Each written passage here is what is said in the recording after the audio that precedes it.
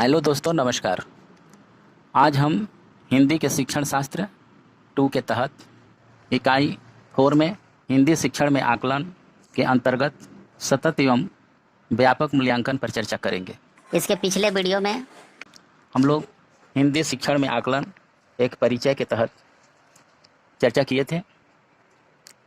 आज हम सतत एवं व्यापक मूल्यांकन पर समझ बनाने का प्रयास करेंगे।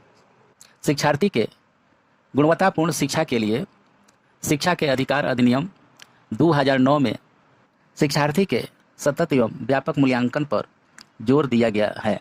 आज सतत एवं व्यापक मूल्यांकन के बारे में चर्चा करने से पहले हम आपसे एक ऐसे छात्र के बारे में बात करेंगे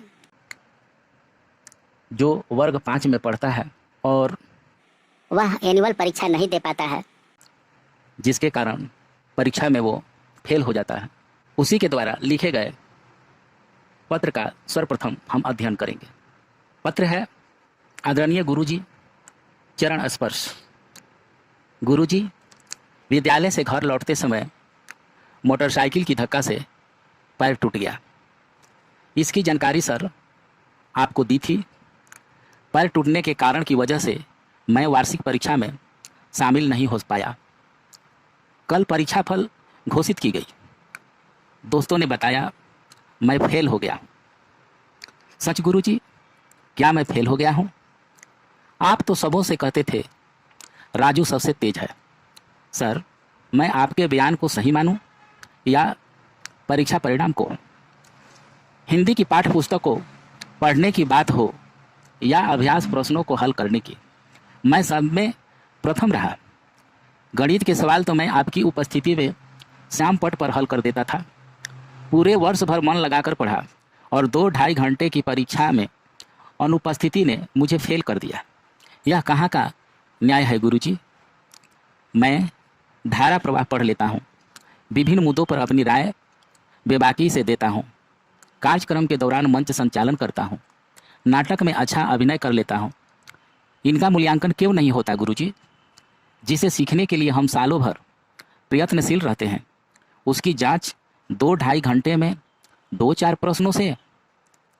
गुरुजी, कुछ तो कीजिए, नहीं तो आपका राजू बर्बाद हो जाएगा। इस अन्यायपूर्ण प्रणाली को बदल दीजिए गुरुजी, नहीं तो फिर परीक्षा से विश्वास ही उठ जाएगा। आपका विश्वासी राजू, वर्ग 5। इस पत्र के अध्ययन से मन में कई तरह के प्रश्न उठ सकते हैं, उठना भी चाहिए, जो लाजमी है। गुरुजी के नाम पत्र में राजू ने जिन मुद्दों को उठाया है, क्या वह पारंपरिक मूल्यांकन पद्धति के सामने प्रश्न चिन्ह है? इस तरह का मूल्यांकन सही है? इस तरह के सवाल खड़े होते हैं। सीखने में सालों भर प्रयत्नशील रहना पड़ता है और उसकी जांच 2-2.5 घंटे में 2-4 प्रश्नों से। राजू की नज़र में पूरी परीक्षा व्यवस्था क्या अन्यायपूर्ण है? क्यों? अगर है तो इस पर सोचने की ज़रूरत है। राजू अपनी बर्बादी रोकने के लिए अपने गुरुजी से प्रार्थना करता है, अर्थात परीक्षा प्रणाली में सुधार की ज़रूरत है। राजू ने अपनी चिट्ठी में मूल्यांकन के विस्तार के संबंध में अनेक जरूरी बातों की ओर संकेत किया है। इस तरह के प्रश्न जो है राजू के पत्र देखने के बाद किसी भी शिक्षक या शिक्षिका के मन में उठ सकते हैं। आज के समय में उसका यह प्रश्न सही लगता है। अब आइए देखते हैं, अब आइए हम थोड़ी सी चर्चा करते हैं। राष्ट्रीय पाठ्यचर्या की रूपरेखा 2005 में यह बार बार कहा गया है कि बच्चे के अनुभव को हमेशा महत्व मिलनी चाहिए एवं उसकी गरिमा भी सुनिश्चित की जानी चाहिए, परंतु यह तब तक पूर्णतया रूप से संभव नहीं हो सकता है जब तक कि प्रचलित मूल्यांकन पद्धति में परिवर्तन न किया जाए। वर्तमान मूल्यांकन व्यवस्था में किसी समय विशेष पर लिखित परीक्षा की व्यवस्था है, जबकि छात्र का समृद्धि एवं विकास संपूर्ण सत्र में विकसित होता है। इस तरह के मूल्यांकन से कुछ बच्चों को असुरक्षा, तनाव, चिंता और अपमान जैसी स्थितियों का सामना करना पड़ता है। सावधिक परीक्षाओं से यह पता चलता है कि बच्चे कितना जानते हैं, पर यह नहीं पता चलता है कि जो नहीं जानते उनके न जानने के क्या कारण है। इस तरह का मूल्यांकन पाठ्य पुस्तकों में पढ़ाई गई विषय वस्तु एवं रटंत प्रणाली द्वारा प्राप्त की गई जानकारी ज्ञान का मूल्यांकन करने तक ही सीमित है। अधिकांशतः यह बच्चों में तुलना करने जैसे भाव रखता है और अवांछनीय प्रतिस्पर्धा को जन्म देता है। वर्तमान व्यवस्था में केवल बच्चे की अकादमिक प्रगति का मूल्यांकन होता रहा है, जबकि बच्चे के सर्वांगीण विकास में अकादमिक प्रगति के साथ साथ उसकी अभिवृत्तियों, परिवर्तनों आदि का भी समान महत्व दिया जाना चाहिए। अब हम यहाँ चर्चा करेंगे कि राजू ने जो पत्र लिखा, राजू की चिट्ठी का उदाहरण दे सकते हैं। उसमें उन बातों का स्पष्ट उल्लेख है जिन्हें मूल्यांकन की प्रक्रिया में शामिल किया जाना चाहिए। अन्य शब्दों में कहें तो राजू अपने तरीके से सतत एवं व्यापक मूल्यांकन को लागू करने की प्रार्थना कर रहा है। अब यह सर्वमान्य तथ्य है कि प्रत्येक बच्चे की प्रकृति एवं सीखने की गति में भिन्नता पाई जाती है तथा वे अलग अलग विधियों से सीखते हैं।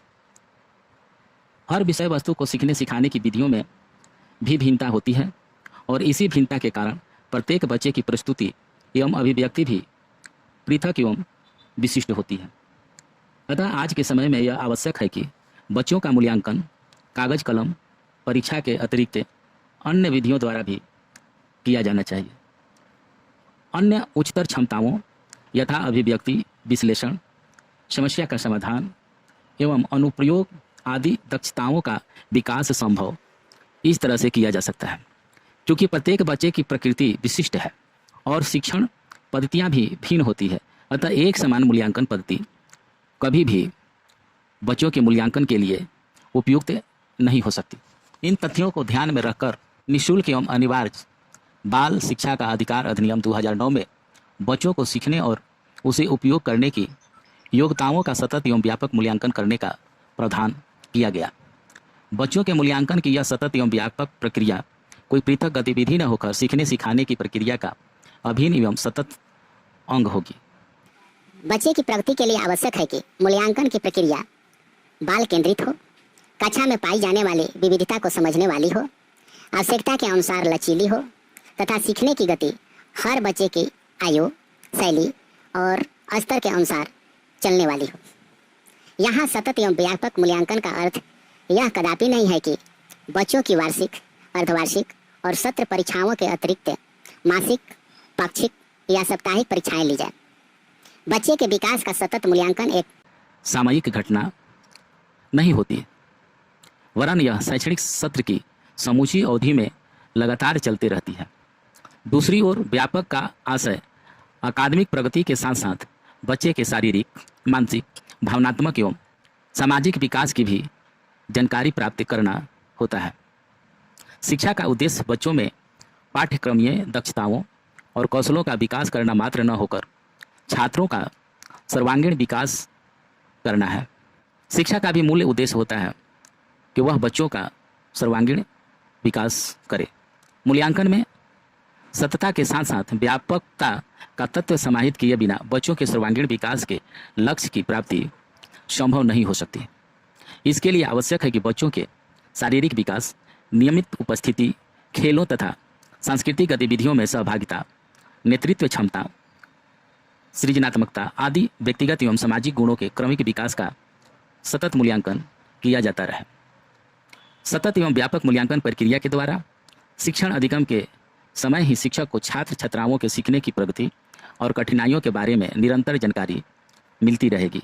इस प्रकार की व्यवस्था में एक दीर्घ अंतराल के बाद चलाए जाने वाले उपचारात्मक शिक्षण की आवश्यकता भी समाप्त हो जाएगी, क्योंकि छात्र की कठिनाई का समय रहते निदान और उपचार हो जाएगा तथा यथा समय ही कठिनाइयों का निवारण होने से छात्रों में आत्मविश्वास बनेगा, सीखने की प्रक्रिया सुगम होगी और छात्रों के मन से परीक्षा विषयक भय और तनाव भी दूर होता रहेगा।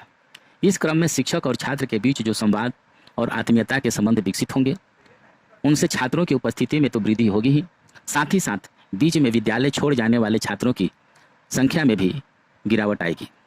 उपयुक्त चर्चा से यह स्पष्ट हो जाता है कि वर्तमान विद्यालयी शिक्षण मूल्यांकन व्यवस्था में व्यापक व्यवस्थागत सुधारों की जरूरत है। मूल्यांकन की प्रक्रिया कक्षाओं में चल रही सीखने सिखाने की ही एक प्रक्रिया है एवं मूल्यांकन के वही तरीके अच्छे होते हैं जो बच्चों के सीखने की गति और सीखने के तरीकों के अनुरूप होते हैं। अब हम अगले वीडियो में आकलन के उद्देश्य के बारे में चर्चा करेंगे। आज बस इतना ही। धन्यवाद।